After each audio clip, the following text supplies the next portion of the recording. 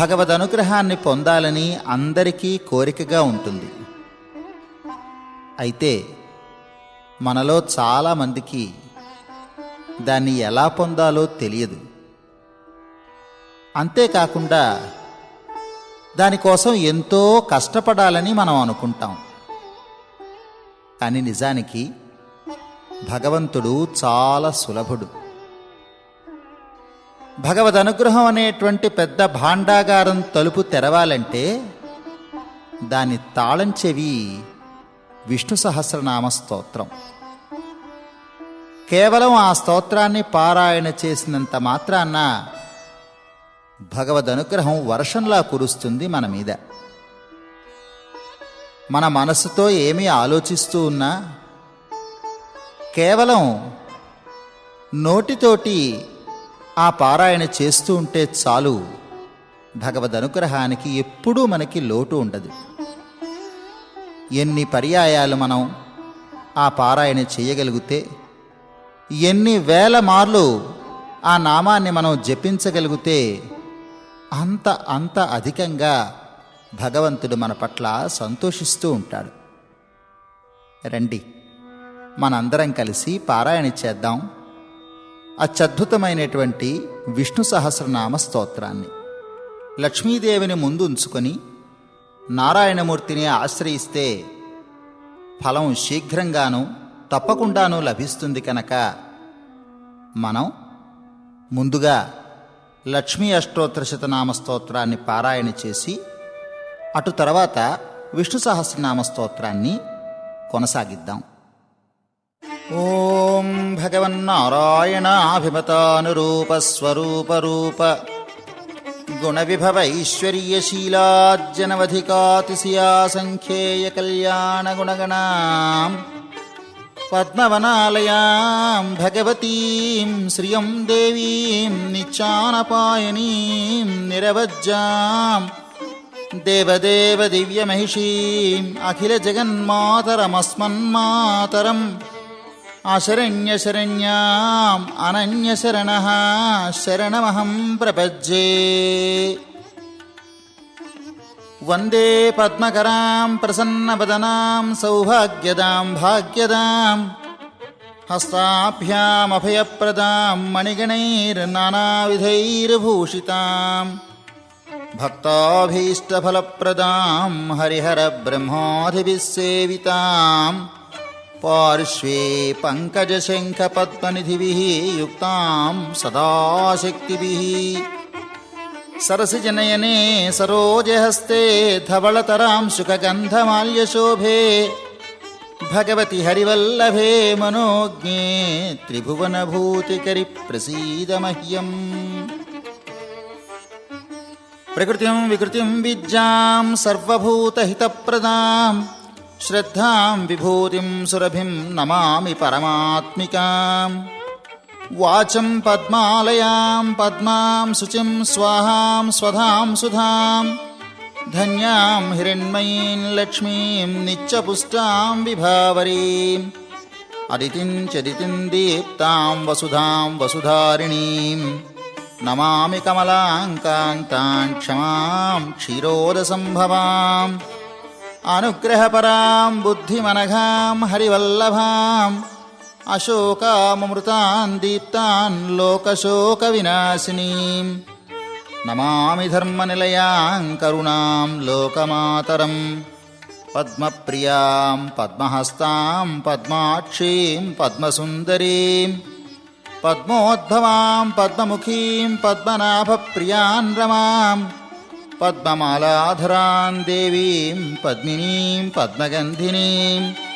పుణ్యగంధాం సుప్రసన్నాం ప్రసాదాభిముఖీం ప్రభాం నమామి చంద్రవదనాం చంద్రాం చంద్రసహోదరీం చతుర్భుజాం చంద్రరూపామిందిరామిందుశీతలాం ఆహ్లాదజననీం పుష్టిం శివాం శివకరీం సతీం విమలాం విశ్వజననీం తుష్టిం దారిద్ర్యనాశినీం ప్రీతిపుష్కరిణీం శాంతాం శుక్లమాల్యాంబరాం శ్రియం భాస్కరీం బిల్వనిలయాం వరారోహాం యశస్వినీం వసుంధరాముదారాంగాం హరిణీం హేమమాలినీం ధనధాన్యకరీం సిద్ధిం స్త్రైణసౌమ్యాం శుభప్రదాం నృపవేశ్మగతానందాం వరలక్ష్మీం వసుప్రదాం శుభాం హిరణ్యప్రాకారాం సముద్రతనయాం జయాం నమామి మంగళాం దేవీం విష్ణువక్షస్థలస్థితాం విష్ణుపత్నీం ప్రసన్నాక్షీం నారాయణసమాశ్రితాం దారిద్ర్యధ్వంసినీం దేవీం సర్వోపద్రవవారిణీం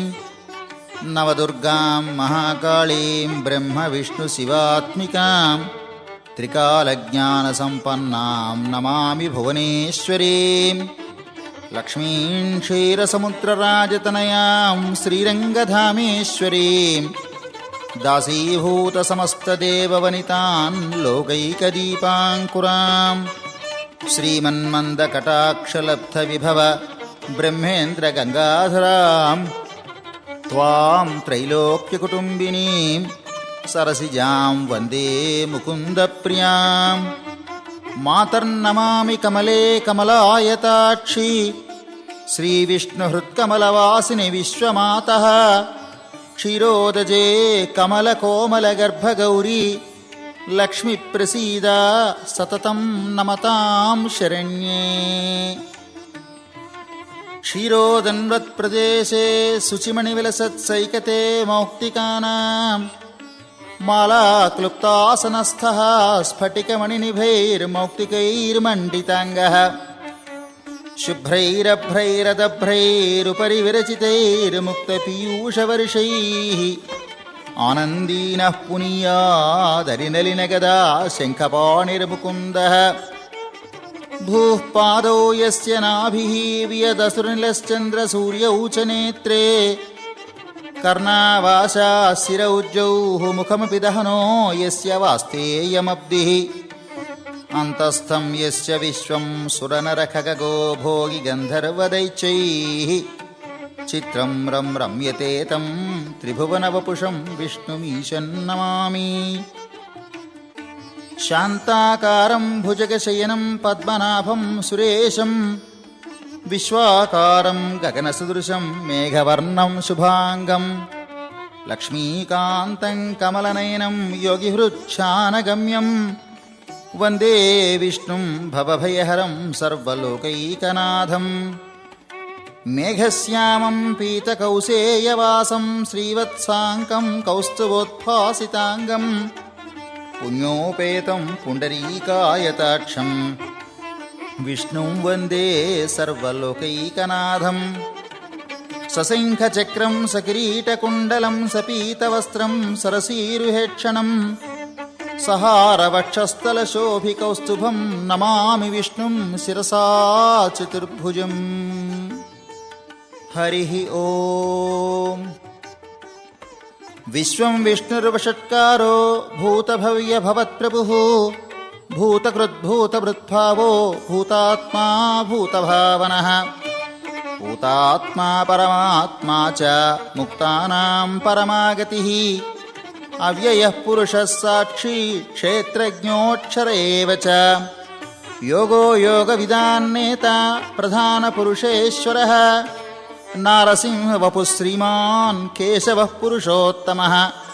సర్వశర్వశివస్థాణుర్భూతాధిర్నిధిరవ్యయः సంభవో భావనో భర్తా ప్రభవ ప్రభురీశ్వరः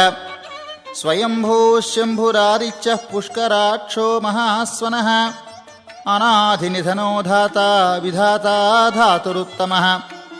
అప్రమేయో ఋషికేశः పద్మనాభో అమరప్రభుః విశ్వకర్మా మనుస్త్వష్టాస్తవిష్టస్థవిరో ధ్రువः అగ్రాహ్యः శాశ్వతः కృష్ణో లోహితాక్షప్రతర్దనः ప్రభూతస్త్రికగుప్ధామ పవిత్రం మంగళం పరం ఈశానः ప్రాణదः ప్రాణో జ్యేష్ఠశ్రేష్ఠ ప్రజాపతిः హిరణ్యగర్భో భూగర్భో మాధవో మధుసూదనः ఈశ్వరో విక్రమీ ధన్వీ మేధావీ విక్రమక్రమః అనుత్తమో దురాధర్షః కృతజ్ఞః కృతిరాత్మవాన్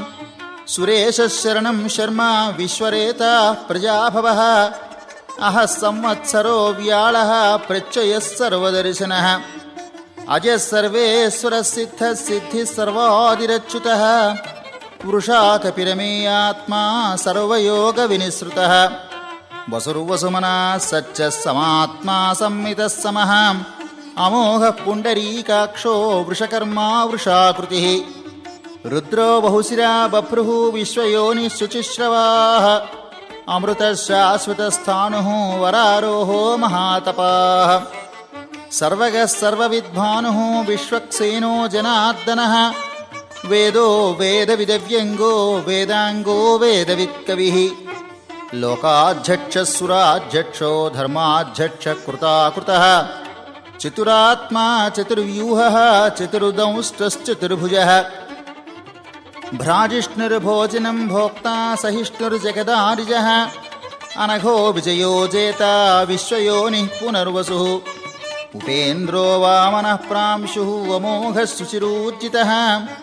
అతీంద్రः సంగ్రహः సర్గో ధృతాత్మా నియమో యమः వేజ్జో వైద్యः సదా యోగీ విరహ మాధవో మధుః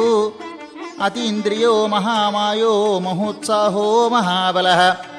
మహాబుద్ధిర్మహావీర్యో మహాశక్తిర్మహాద్యుతిః అనిర్దేశ్య వపుః శ్రీమానమేయాత్మా మహాధృధృత్ మహేశ్వాసో మహీభర్తా శ్రీనివాసः సతాంగతిః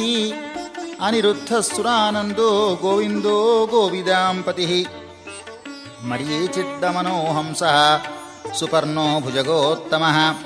హిరణ్యనాభः సుతపాః పద్మనాభः ప్రజాపతిः అమృత్యుః సర్వదృక్సింహः సంధాతా సంధిమాం స్థిరः అజో దుర్మర్షణः శాస్తా విసృతాత్మా సురార్యः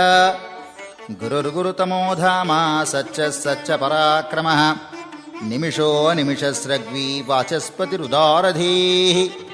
అగ్రణీర్గ్రామణీ శ్రీమాన్ న్యాయో నేతా సమీరణः సహస్రమూర్ధా విశ్వాత్మా సహస్రాక్షः సహస్రపాత్ ఆవర్తనో నివృత్తాత్మా సంవృతः సంప్రమర్దనः అహः సంవర్తకో వన్నిః అనిలోధరణీధరः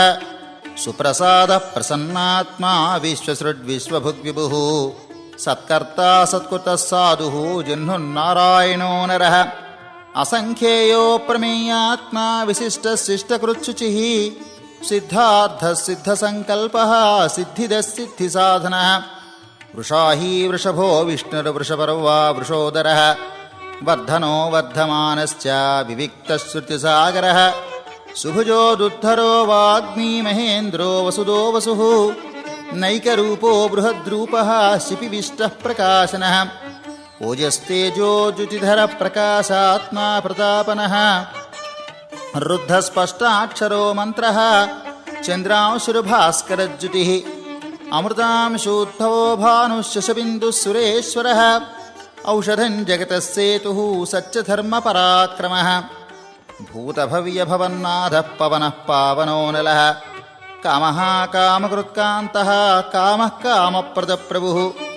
యుగాదిగిర్జుగావర్తో నైకమాయో మహాశనः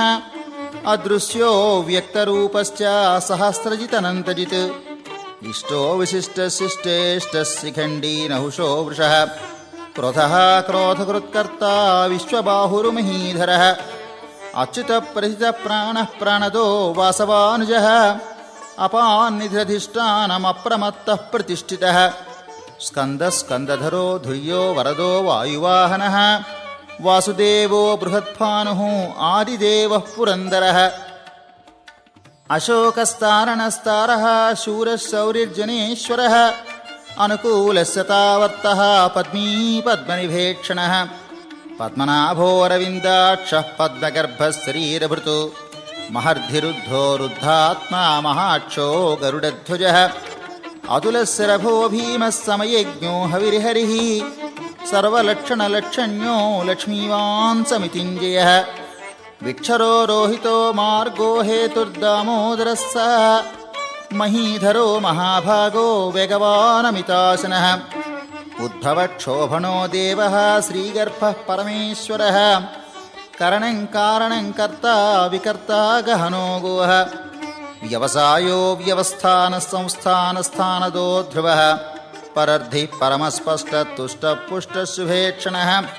రామో విరామో విరజో మార్గో నేయో నయో నయః వీరశక్తిమతాం శ్రేష్టో ధర్మో ధర్మవిదుత్తమః వైకుంఠః పురుషः ప్రాణः ప్రాణదః ప్రణమపృదుః హిరణ్యగర్భः శత్రుఘ్నో వ్యాప్తో వాయురథోక్షజः ఋతుः సుదర్శనः కాలः పరమేష్ఠీ పరిగ్రహः ఉగ్రः సంవత్సరో దక్షో విశ్రామో విశ్వదక్షిణः విస్తారస్తావరస్తాణుః ప్రమాణం బీజమవ్యయం అర్ధోనర్ధో మహాకోశో మహాభోగో మహాధనః అనిర్విణ్ణస్తవిష్టో భూద్ధర్మయూపో మహామకః నక్షత్రనేమిర్నక్షత్రీ క్షమక్షామः సమీహనः యజ్ఞయుజ్యో మహేజ్యశ్చ క్రతుః సత్రం సతాంగతిః సర్వదర్శీ నివృత్తాత్మా సర్వజ్ఞో జ్ఞానముత్తమం సువృతः సుముఖः సూక్ష్మः సుఘోషः సుఖదः సుహృతు మనోహరో జితక్రోధో వీరబాహుర్విదారణः స్వాపనస్వవశో వ్యాపీ నైకాత్మా నైకకర్మకృత్ వత్సరో వత్సలో వత్సీ రత్నగర్భో ధనేశ్వరः ధర్మకుప్ ధర్మీ సదక్షరమసక్షరం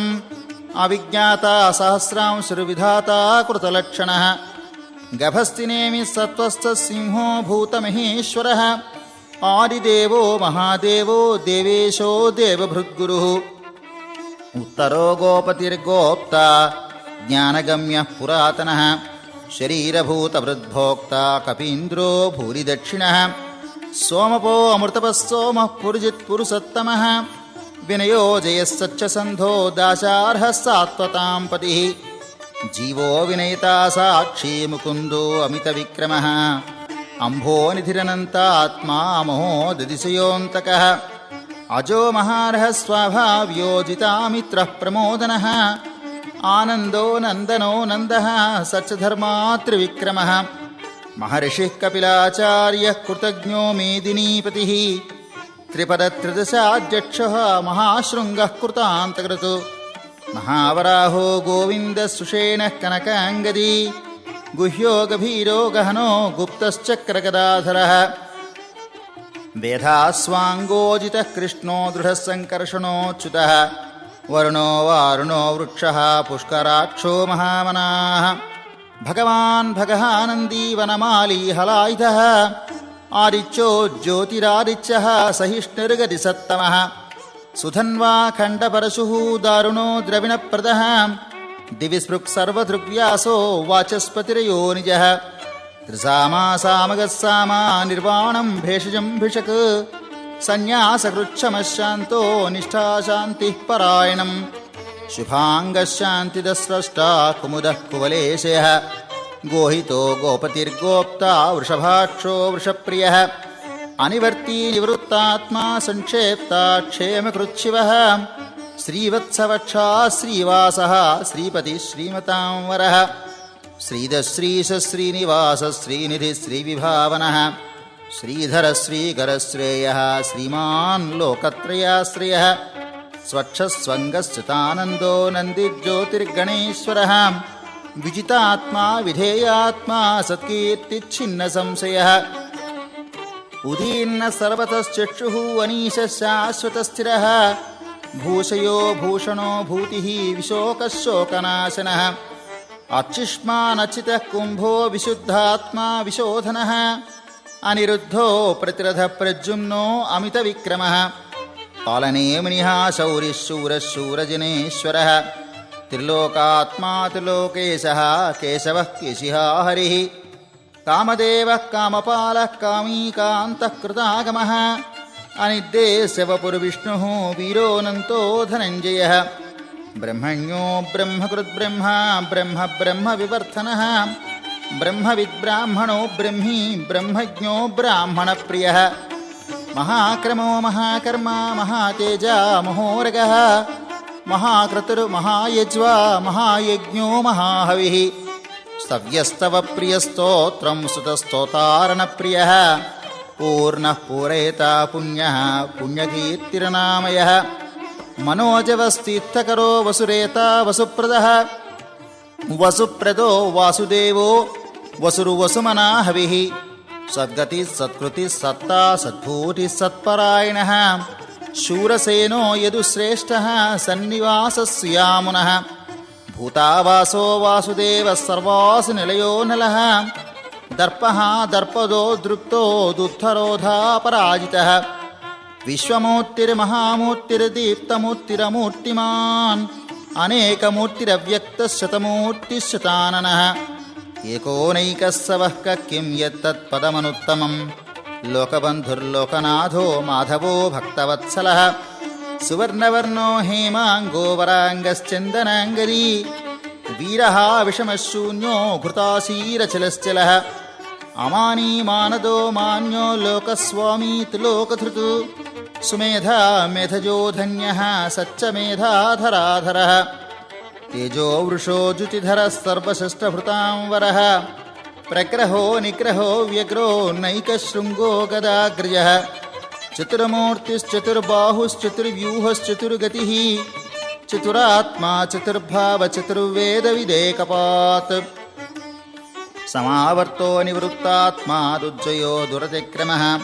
దుర్లభో దుర్గమో దుర్గో దురావాసో దురారిః శుభాంగో లోకసారంగస్థితంతస్తంతువర్ధనః ఇంద్రకర్మ మహాకర్మ కృతకర్మ కృతాగమః ఉద్ధవः సుందరः సుందో రత్ననాభः సులోచనः అర్కో వాజసిన శృంగీ జయంతः సర్వవిజ్జయీ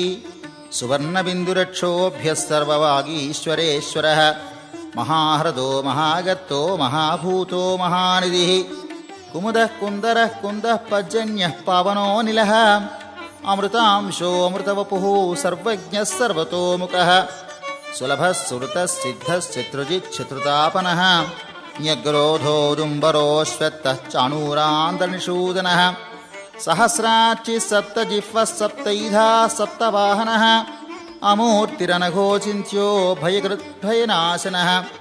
అణుర్బృహత్కృశస్థూలో గుణభృన్నిర్గుణో మహాన్ అధృతస్వధృతస్వాస్త్యః ప్రాగ్వంశో వంశవర్ధనः భారభృత్కర్హితో యోగీ యోగీశः సర్వకామదः ఆశ్రమశ్రవణక్షామः సుపర్ణో వాయువాహనः ధనుర్ధరో ధనుర్వేదో దండో దమయతాదమః అపరాజితः సర్వసహో నియంతా నియమో యమః సత్వవాన్ సాత్వికः సత్యः సత్యధర్మపరాయణः అభిప్రాయ ప్రియార్హోరः ప్రియకృత్ప్రీతివర్ధనः విహాయ సగతిజ్యోతిః సురుచిర్హుతభుగ్విభుః రవిర్విరోచనः సూర్యः సవితారవిలోచనः అనంతహుతబుద్భోక్తా సుఖదో నైకదోగ్రజः అనిర్విణ్ణः సదా మర్షి లోకాధిష్టానమద్భుతः సనాత్సనాతనతమః కపిలः కపిరవ్యయः స్వస్తిదः స్వస్తికృస్వస్తి స్వస్తిభుక్ స్వస్తి దక్షిణः అరౌద్రः కుండలీ చక్రీ విక్రమ్యోచితశాసనः శబ్దాతిగः శబ్దసహः శిశిరः శర్వరీకరः అక్రూరः పేశలో దక్షో దక్షిణక్షమిణాంవరः విద్వత్తమో వీతభయः పుణ్యశ్రవణకీర్తనः ఉత్తారణో దుష్కృతిः పుణ్యో దుస్వప్ననాశనः వీరः రక్షణः సంతో జీవనం పర్యవస్థితः అనంతరూపో అనంతశ్రీర్జితమన్యుర్భయాపః చతురస్రో గభీరాత్మా విదిశో వ్యారిశోరిశः అనాదిర్భుర్భువో లక్ష్మీ సువీరో రుచిరాంగదः జననో జనజన్మాదిః భీమో భీమపరాక్రమः ఆధారనిలయో ధాతా పుష్పహాసः ప్రజాగరः ఊర్ధ్వగः సత్పథాచారः ప్రాణదः ప్రణవప్పణः ప్రమాణం ప్రాణనిలయः ప్రాణభృత్ ప్రాణజీవనः తత్వం తత్వవిదేకాత్మా జన్మమృత్యుజరాతిగः భూర్భువः స్వస్తరుస్తారः సవితా ప్రపితామహः యజ్ఞో యజ్ఞపతిర్యజ్వా యజ్ఞాంగో యజ్ఞవాహనः యజ్ఞభృత్ యజ్ఞకృత్ యజ్ఞీ యజ్ఞభుక్ యజ్ఞసాధనः యజ్ఞాంతరుత్ యజ్ఞగుహ్యం అన్నమన్నాద ఏవ చ ఆత్మయోని స్వయం జాతో వైఖానः సామగాయనः దేవకీనందన స్రష్టా క్షితీశः పాపనాశనः శంఖభృన్నందకీ చక్రీ శార్ంగధన్వా గదాధరः రథాంగపాణిరక్షోభ్యः సర్వప్రహరణాయుధः శ్రీ సర్వప్రహరణాయుధ ఓం నమ ఇతి వనమాలీ గదీశార్ంగీ శంఖీ చక్రీ చ నందకీ శ్రీమాన్నారాయణో విష్ణుర్వాసుదేవోభిరక్షతు. వనమాలీ గదీశార్ంగీ శంఖీ చక్రీ చ నందకీ శ్రీమాన్నారాయణో విష్ణుః వాసుదేవోభిరక్షతు. వనమాలీ గదీశార్ంగీ శంఖీ చక్రీ చ నందకీ శ్రీమాన్నారాయణో విష్ణుః వాసుదేవోభిరక్షతు. శ్రీవాసుదేవోభిరక్షత్వోన్నమైతి. నమోస్త్వనంతాయ సహస్రమూర్తయే సహస్రపాదాక్షి శిరోరుబాహవే సహస్రనామ్నే పురుషాయ శాశ్వతే సహస్రకోటీయుగధారిణే నమః. యత్ర యోగేశ్వరః కృష్ణో యత్ర పార్థో ధనుర్ధరః తత్ర శ్రీర్విజయో భూతిః ధ్రువా నీతిర్మతిర్మమ. అనన్యాశ్చింతయంతో మాం ఏ జనాః పర్యుపాసతే తేషాం నిత్యాభియుక్తానాం యోగక్షేమం వహామ్యహం. పరిత్రాణాయ సాధూనాం వినాశాయ చ దుష్కృతాం ధర్మ సంస్థాపనార్థాయ సంభవామి యుగే యుగే. ఆర్తా విషణ్ణా శిథిలాశ్చ భీతాః ఘోరేషు చ వ్యాధిషు వర్తమానాః సంకీర్త్య నారాయణ శబ్దమాత్రం విముక్తదుఃఖా సుఖినో భవంతి. యదక్షరపదభ్రష్టం మాత్రాహీనంతి యద్భవేత్ తత్సర్వం క్షమ్యతాం దేవ నారాయణ నమోऽస్తుతే. కాయేన వాచా మనసేంద్రియైర్వా బుద్ధ్యాత్మనా వా ప్రకృతే స్వభావాత్ కరోమి యజ్జత్ సకలం పరస్మై నారాయణాయేతి సమర్పయామి. శ్రీమన్నారాయణాయేతి సమర్పయామి.